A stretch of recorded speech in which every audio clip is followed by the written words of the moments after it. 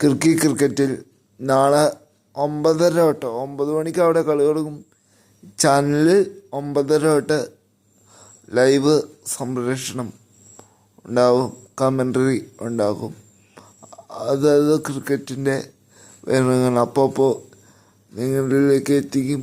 ലൈവായിട്ട് തന്നെ 9 മണി തൊട്ട് വൈകുന്നേരം കളി തീരുന്ന എപ്പോഴാണോ അപ്പോഴേ ലൈവ് നിർത്തുള്ളൂ. നാളെ കളിയുടെ മണിക്കൂറിൽ ഫുൾ ടൈം ലൈവായിരിക്കും.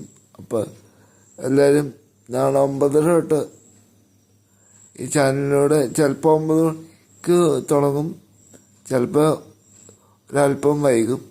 എന്തായാലും 9:30 പോലെ ഫുൾ ടൈം ലൈവ് സംപ്രേഷണം ഉണ്ടാവും.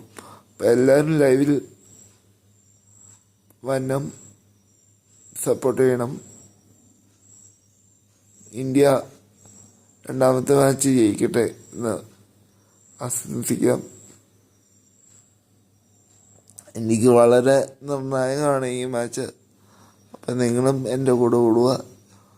ആ കാര്യം പറയാനാണ് ഇപ്പോൾ ഞാൻ വന്നിരിക്കുന്നത്. അപ്പോൾ നാളെ ലൈവായിട്ട് കാണാം.